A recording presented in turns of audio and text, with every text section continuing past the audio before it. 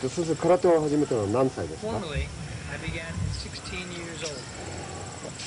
16 years old? Why did you start studying? My father loved karate very much. He began learning karate when he was quite young. However, I don't believe he ever took a formal lesson. As a youngster, I always watched him train on the makiwara. Was your first teacher Higa Sensei or Miyagi Sensei? I studied with Higa Sensei first. Why did you begin studying with him? Because his dojo was very near to my home. It took about 10 minutes to reach on foot. At that time, his dojo had just opened. When I enrolled in his dojo, I had then only 2 senior students. So it was really newly opened. Yes. My seniors then were Mr. Yamashiro and Mr. Takamine. Higa Sensei taught them privately while he was a policeman stationed in the Takamiya section of Itoman City. When Higa Sensei retired from the police force and opened his own dojo, Mr. Yamashiro, who was then his senior student, proved to be quite helpful in opening the dojo. Now, Mr. Yamashiro has retired from karate, and Mr. Takamine is the president of the organization which Higa Sensei had founded. Is that Sensei Takamine Chiboko? Yes, he is the president, but not an active karate teacher. So I assume you practiced with Mr. Takamine and Mr. Yamashiro. Of course, they were my seniors. Was Higa Sensei dojo the first branch dojo of Miyagi Sensei? Yes, it was the first and only branch dojo of Miyagi Sensei. And Higa Sensei taught Miyagi Sensei's Gojuru in Itoman City as Master Miyagi's representative until he died. Now I would like to ask about Master Miyagi. Yes, after I joined the dojo of Higa Sensei, I also studied with Miyagi Sensei. So you learned from 2 masters. What kind of teacher was Miyagi Sensei? Well, he was, let's say, a typical ancient Okinawan bushi. He was very, very, very strict, but he was an incredibly honest man. Was he demanding of himself? Yes, he was, quite so. And demanding of his students? Yes, yes, of course. So you know Miyagi Sensei not only as a karate teacher, but on a personal level. Yes. He didn't go out often to visit anyone's home. He really didn't like to. I think he was quite different in that sense from Higa Sensei, who always visited his friends to chat. I suppose Miyagi Sensei often came to my home because he was a good friend of my father. I don't think he visited any other student's house at that time. I don't think he would have come as often if my father was not living with us. You told me before that he often arrived at your home around noon and did not leave well after midnight. Mr. Toguchi answers, yes. He came to our home around that time and stayed for quite some time. He liked to talk with my father-in-law and my husband. Many times, the second son of Miyagi Sensei would come to pick him up around midnight. And Miyagi Sensei often sent him home alone because the 3 of them were involved in a lively conversation. After his son would leave, the conversation would continue for quite some time. When Miyagi-sensei finally left, my husband always accompanied him to his house. It was then that you were challenged. No, it was not only then. I was always challenged when I was in the streets. Mrs. Toguchi responds, yes, he was always sought after. I see. By the way, how did Miyagi-sensei teach karate? Well, he was a very hard and strict teacher on techniques. Until you became proficient in one technique, he would never teach you more. Nowadays, you learn the sequence of the entire kata right away. But Miyagi-sensei taught it little by little, according to our progress. We have a saying of 7 senshin, or 3 years senshin. Did he really teach senshin for such a long time? No, he did not. Is it just a saying? Yes, he emphasized the importance of sanshin and taught it for a long period, but he did not teach only sanshin for 3 years. No, he charged tuition. Did he charge tuition? Well, Miyagi-sensei did not charge tuition. However, we gave him gifts at New Year and Oban time. As a sign of thanks. Yes. However, Higa-sensei charged tuition when he opened his dojo. That was the big difference between Miyagi-sensei and Higa-sensei. Miyagi-sensei did not like the idea of taking money for teaching karate. He was very old type of bushi. Miyagi-sensei is famous for his strength. I heard many stories of his incredible power. For example, it was said he could rip a chunk of raw beef off with his fingers and peel a man's forearm skin off by grabbing him after being attacked. I've heard many stories like this. Yes, I've heard these stories as well, but I don't know if they're true or not. Miyagi-sensei's nickname was Nikutui Magutsuku. Nikutui means to rip meat off. Nagutsuku is Miyagi's name in Okinawan dialect. I suppose, Toguchi-sensei comments, in order to emphasize how strong Miyagi-sensei was, these stories were circulated. It is said that he had thrusted his fingers into a bull's chest and ripped out flesh. But I believe it was just like his nickname, Nikutui Magutsuku, just a nickname. By the way, I have met many karate teachers, and anyone who ever knew or studied with Miyagi-sensei praised him as a great karate master. I would like to know your opinion. Well, first of all, Higa-onna-sensei had several good disciples. Miyagi-sensei, however, was the only disciple who studied all the techniques and theories of Nahate from Higa-onna-sensei. Miyagi-sensei even offered housing to his teacher in order to study everything. Higa-onna-sensei had to offer much, and Miyagi-sensei wanted to study everything possible. Miyagi-sensei was the only one who studied his teacher's art completely. Miyagi-sensei was very, very wealthy. Miyagi-sensei was adopted as a child by a relative. His foster parents were extremely wealthy. They owned a lot of property in Naha City and several other places. Miyagi-sensei inherited the entire fortune. That is why he did not need to get a normal type of job for a living. He could just enjoy, study, practice, and teach karate. It is said he ate himself out of house and home by just doing karate. Because of his fortune, he could offer Higa-onna-sensei housing and pay. Higa-onna-sensei was the chief instructor of the police academy. And after his death, Miyagi-sensei took over that position. What was Miyagi-sensei's greatest contribution?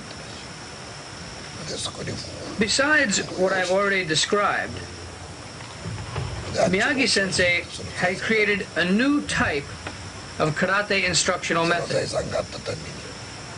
By rearranging somewhat the karate he learned from Higa-onna-sensei, The system included what we practice now in Shoreikan, such as warming up exercises, Daruma Taiso, supplementary exercises, and two-man exercises, Munkai Kumite, Kiso Kumite, relaxing exercises, and so on. His second major contribution was to develop his karate to a modern-day physical education program. Thirdly, he was the one, really, to have karate recognized as an official Japanese martial art. This recognition was by the Budokai organization. This recognition is comparable to the present-day acceptance of karate in the Olympics. Until Miyagi-sensei died, until Miyagi-sensei did this, karate was not recognized at all. This was a great contribution to karate. Around 1932 and 33, Funakoshi-sensei was in Tokyo, and Mabuni-sensei in Osaka with active dojos. But they did not promote karate to the Budokai. It was not until Miyagi-sensei came that the Budokai recognized karate. Only after this recognition was karate finally taught in the universities. He was a pioneer of karate, wasn't he? Yes, for this contribution, he was awarded the title of Kyoshi from the Budokai. He was the first karate man ever to receive this title. Obviously, he was an exceptional karate master. Nobody else promoted karate in this way. No. As I said before, both Funakoshi-sensei and Mabuni-sensei were there, but they did not promote karate. Only Miyagi-sensei did this. It was not until Miyagi-sensei did this that karate was known to the public in mainland Japan. Though there were active dojos, it was not really known well by the general public. It was kept somewhat hidden. After this introduction, the founder of judo, Sensei Igoro Kano, came to study with Miyagi-sensei as well. Yes, Igoro Kano-sensei made the exercise called Kobo Taiso.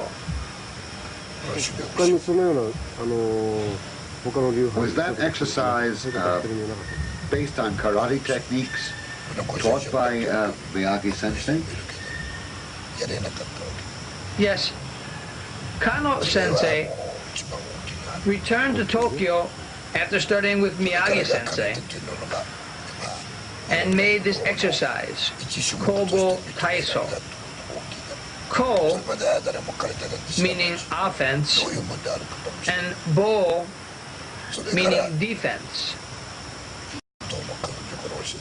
This exercise, after Igoro Kano created it from his studies with Miyagi-sensei, was then added officially to the judo curriculum.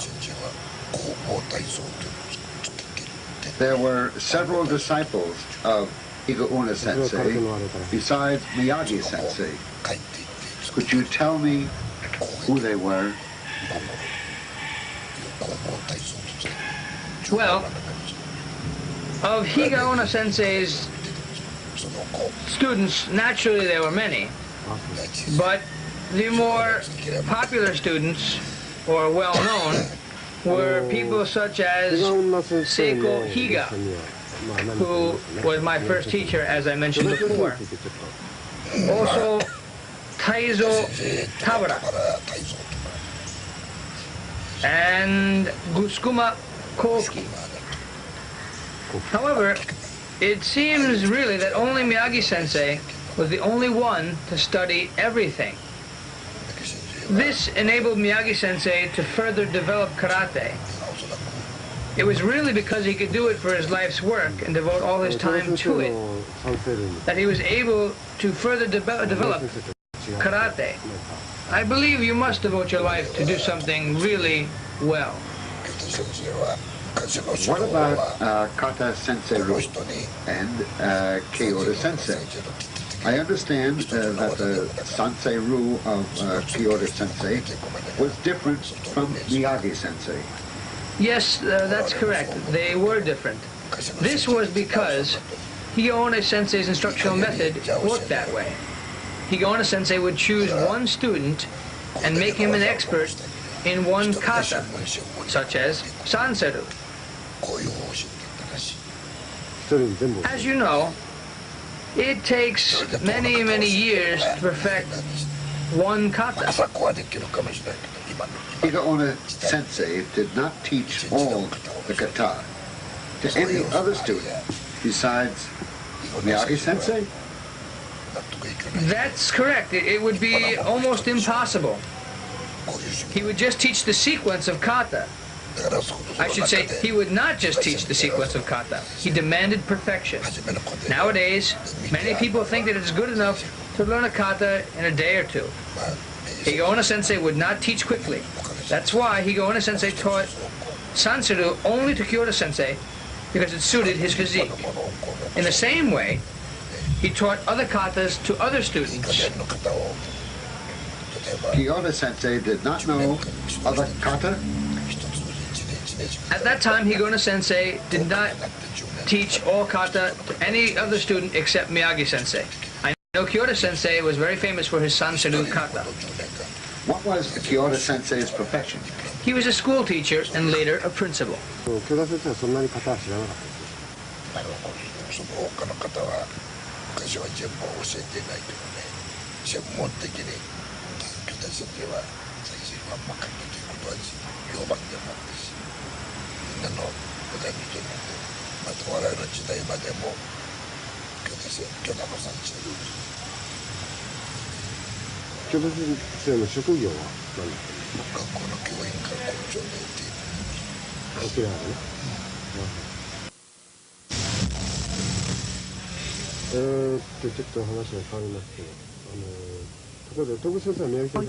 Toguchi Sensei, what dan did Master Miyagi give you? He didn't give me anything. Not at all? No, nothing. Well, I was not the only one who did not receive the black belt degree. None of Miyagi-sensei's senior students, such as Seiko Higa Sensei or Metoku Yagi Sensei, who were my seniors, or Miyazato Aichi, who was my junior, received any degree from Miyagi Sensei. When we studied under Miyagi Sensei, there existed no promotional ranking system. Therefore, he never gave a karate dan to anyone. I think it was around 1952 or 53 when we students got together and discussed how to promote Goju-ryu karate. We decided to make an association with Master Miyagi as the president. We called it the Goju-ryu Shinkokai Association, and we drew up association regulations. We felt that karate was far behind other Japanese martial arts, such as kendo and judo, mostly because we did not have a promotional ranking system. So, we made promotion examination rules for the association. The man who took the initiative to create this ranking system was Mr. Genkai Nakaima, who later became the executive director of the association. Anyway, we presented this promotion system to Master Miyagi, and much to our surprise he asked us, who will issue the black belt degree to students? We said, of course, Sensei, you are the president of the association. You should issue the black belt diploma. He replied that he would never give anyone a black belt degree. He scolded us, saying, what do you think of the karate dan that I can give it? Then he said that the true black belt degree could only be issued by a member of the emperor's family.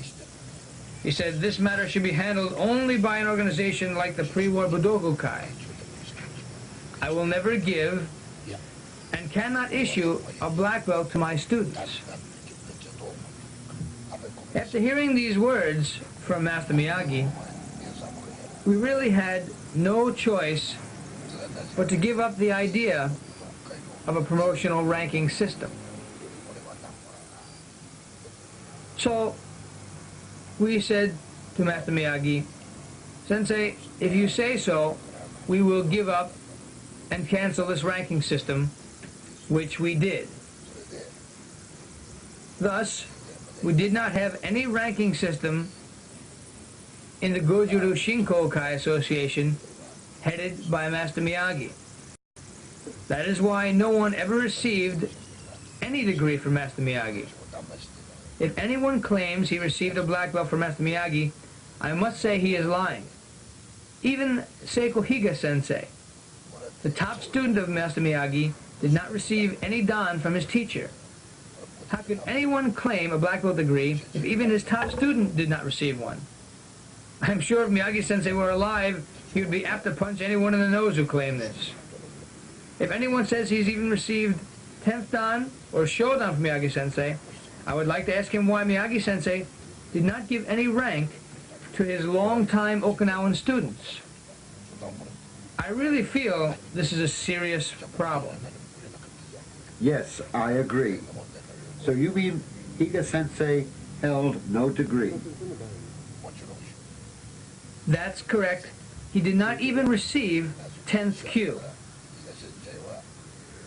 But he was the chief instructor of Miyagi Sensei's branch dojo. Yes, he was the chief instructor, but he did not have the black belt degree. He held the title of chief instructor, which I believe was equivalent to black belt degree. By the way, Miyagi Sensei was awarded the title of Kyoshi by the Budokai and did not have a black belt degree either. Oh, is that so? He held only the title. Only the title? Yes, only the title. That was the reason Miyagi Sensei gave Higa Sensei permission to open a branch dojo. Since he was officially recognized as a karate teacher by the Budokai, Higa Sensei was the only student allowed to open a dojo by Miyagi Sensei. After Miyagi Sensei died, students opened their own dojo with their own ranking system. Well, did they give themselves rank? All I can say is that no one received a rank from Miyagi Sensei. Without hesitation, anyone claiming to have a degree from Miyagi Sensei is lying. So you have no degree? No, that is correct. But why do you give rank to your students? Well, I give rank to my students only to show progress. Let's think about the ranking system in the martial arts such as Judo and Kendo.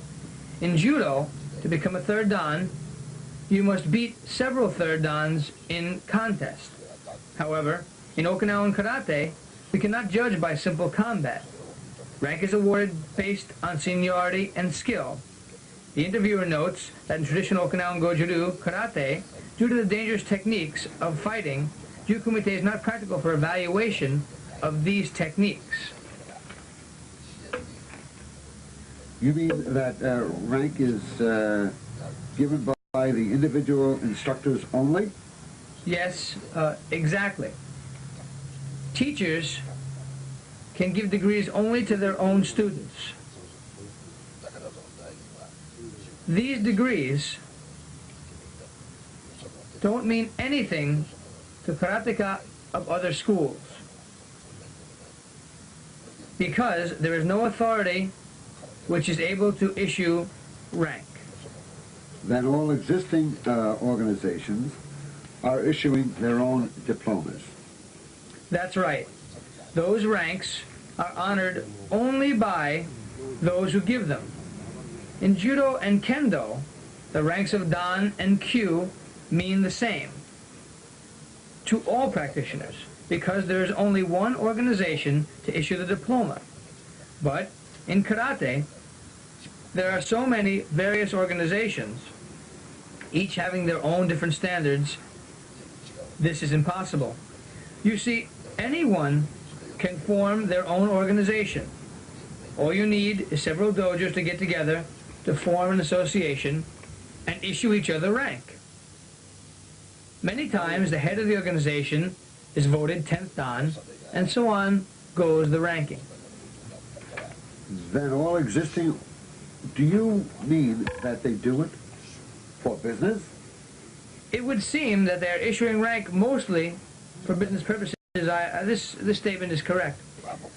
The degree is directly related to the money received. Many 10th dans have popped up. It's good business. Let's say I'm 10th dan and you want 8th dan. If you give me a lot of money, you can get it many times over and back to you without a test. But if I'm only 3rd dan, I can give you no more than 2nd dan. That's why everybody seems to want a higher dan. So there is no real single authority to decide rank? No. Think of it. There are very few 9th or 10th dan in judo or kendo in Japan. I agree. In kendo or judo, up to the level or 5th or 6th dan, you must demonstrate real technical skill to obtain a degree. But at this level, your contribution to the art is more important in order to achieve a higher dan level. In Okinawa, many people still in diapers, 30 or 40 years old, claim 9th dan. It is a joke. Karate people are laughed at by judo and kendo people. If you are 70 or 80 years old and have contributed for many, many years to the art, then maybe you are 8th or 9th dan. In kendo, people that are 40 or 50 receive 5th or 6th dan. But only older, very devoted students receive 7th dan. But not everyone. And usually, you must be in your 60s or 70s. But in karate, you can make yourself 8th dan, 9th dan, 10th dan, whatever you want. This is because karate is in a big mess. It would seem karate became too popular too fast, and because of this, the quality of instruction was not so good. I agree. It is burned like a fire out of control. Karate spread too fast and spread most quickly among university students. Therefore, the true traditional Okinawan karate was never fully introduced to the karate world. Yes, I agree completely.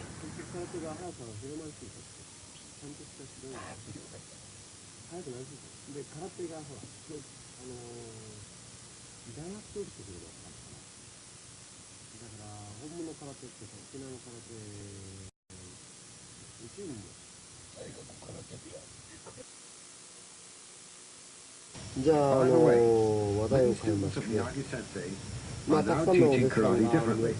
I assume they all study the same techniques. Why is there such a difference? Well, let me say first off that I am a professional karate teacher.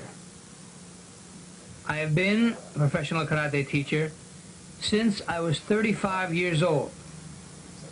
My living has been karate. Teaching karate is my life. It really is not a good job for making money.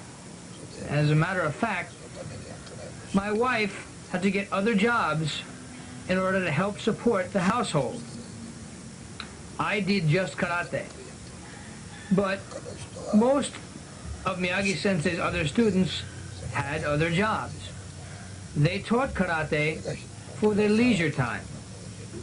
Naturally, there's a big difference in the karate I teach and the karate they teach. The time one practiced with Miyagi-sensei also makes a big difference.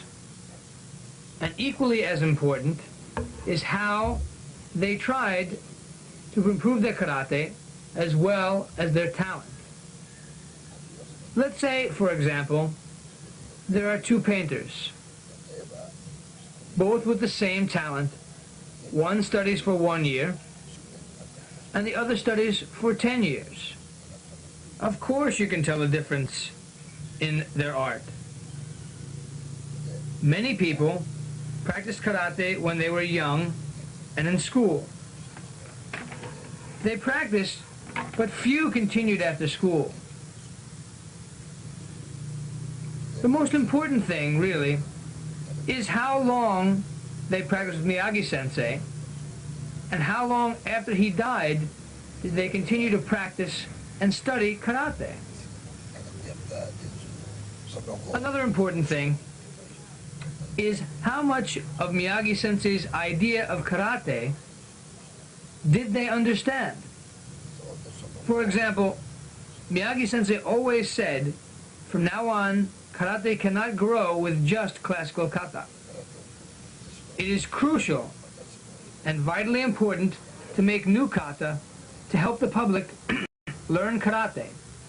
So, Miyagi-sensei created Gekkisai Daichi and Gekkisai Daini, number 1 and 2 respectively. Number 2 being more progressively advanced, using more advanced techniques. He really showed us by his example.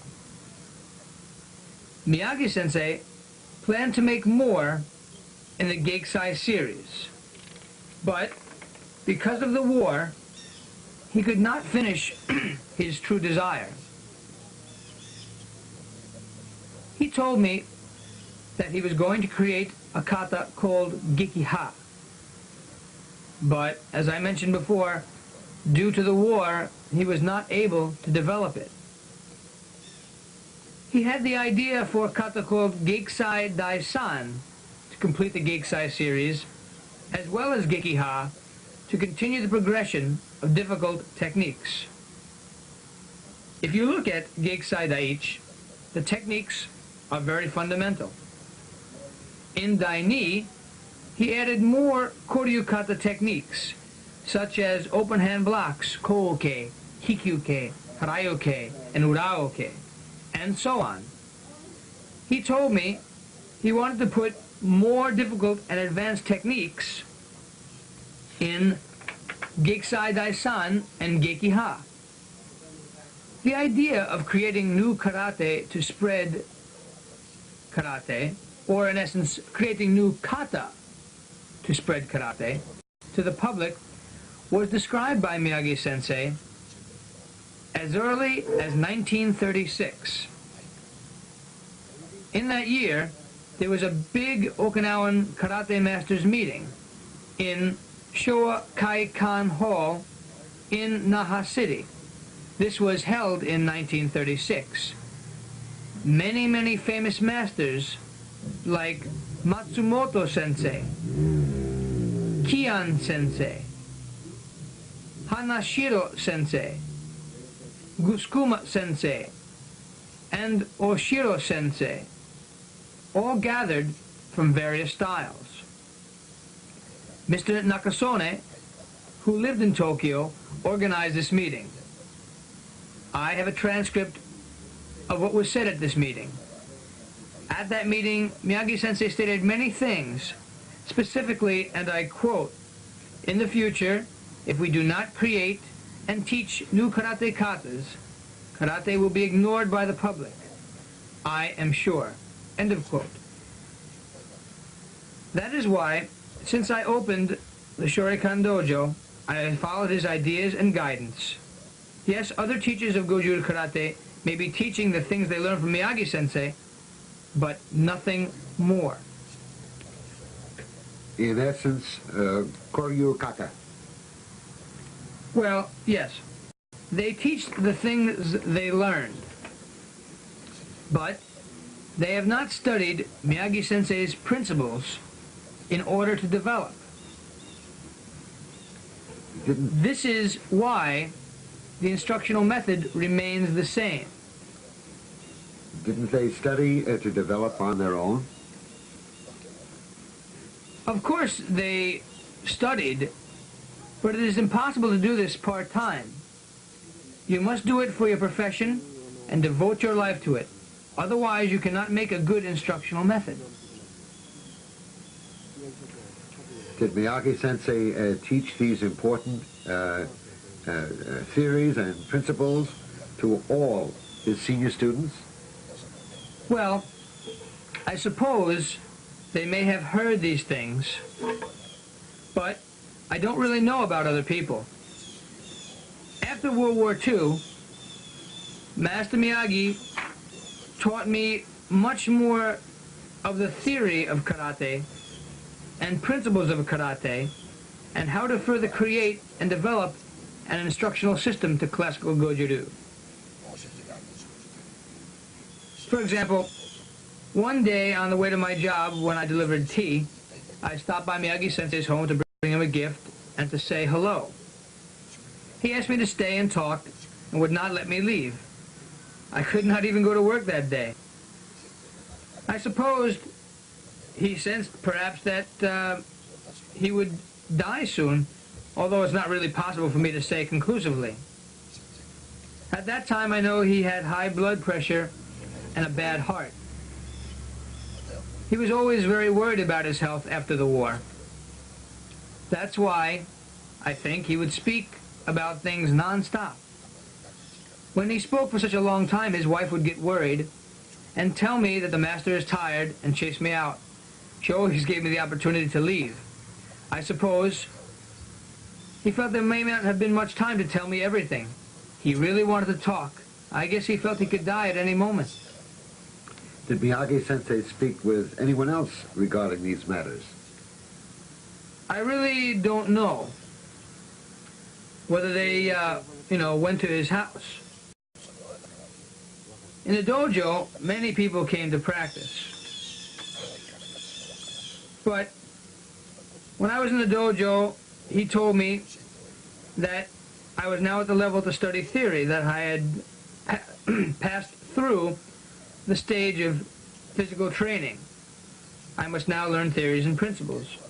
He told me to carefully listen to what he said. Now I look back and realize he wanted to pass on those theories before he died. I didn't expect he would die so soon, but I'm sure he felt something was in his fate. Did Miyagi-sensei create these theories and principles, or were they taught to him by Higa-Una-sensei? They were taught by Higa-Una-sensei. Miyagi-sensei studied Higa-Ona-sensei's principles and further developed them into a system. As I've stated before, it is like a mathematical equation. Just the remembering the equation does really serve no purpose.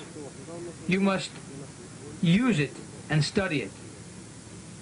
Even if you study from your teacher, if you don't devote yourself to further study and in essence do your homework, it will do you no good. Miyagi-sensei may have taught these theories to a few students, but it appears Toguchi-sensei, only you, have materialized Miyagi-sensei's vision. Yes, I believe this is so. Since I started the Shurikan Dojo, the things Miyagi-sensei told me have always stayed in my mind. That is how I developed the Shurikan instructional method. Then you mean your Shurikan system is the materialization of Miyagi-sensei's theories and principles. As I mentioned before this, I should say before this war, Miyagi-sensei taught me these theories, principles, and physical training. After I opened my dojo, many foreigners came to study. Then is when I really understood what Miyagi-sensei meant at the meeting in 1936. My real understanding of karate and Miyagi-sensei's vision only came after I opened my own dojo. He really was correct. I realized how right he was when the foreigners came to my dojo. We must make katas to help teach karate, as Miyagi-sensei suggested. Back then I could not speak, and still cannot speak, other languages. So I had to think of how to explain the meaning of kata. That is why I created Bunkai Kumite and Kiso Kumite. In this way, I could easily explain everything. That is why I made bunkais for Gikisai Daiichi, created by Miyagi-sensei, and Gikisai Daini. I then added more difficult kata and bunkai. Remembering Miyagi-sensei's idea of Gikisai Daisan, I created that kata and subsequent bunkai. To tell the truth, I created Gekiha first, but found a big jump from Gikisai Daini to Gekiha Daiichi. So I created Geki Daisan to fill in the gap. It worked well. Then you mean that Miyagi-sensei created the name Gekiha? Yes, it was his idea. But Toguchi-sensei, you actually created kata. Yes, I did it by applying his ideas. I added more classical Goju-ryu techniques. To change the subject, the karate world appeared to be in a big mess. There are many styles, and everyone claims their own degrees, especially in Goju-ryu. Did Miyagi-sensei appoint anyone of his students as successor? No, no one. When he died, it was very sudden. I was not there, but his second son, Kin, was near to him. Apparently, Miyagi-sensei called his name, Kin, and then died of a heart attack. He taught just the day before at the police academy. I don't believe he expected to die. It was so sudden.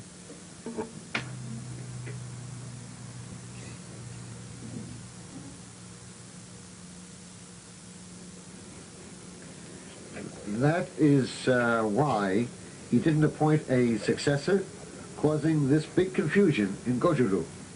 Yes, that's correct. Miyagi-sensei did not create a ranking system, only seniority. He did not say to anyone that this person or that person is a good technician, follow him. Naturally, he did not appoint a successor. I think it is reasonable to assume that Higa-sensei would have become the successor because he was the most senior student and was the only student approved to teach from Miyagi-sensei. But it just did not work out that way.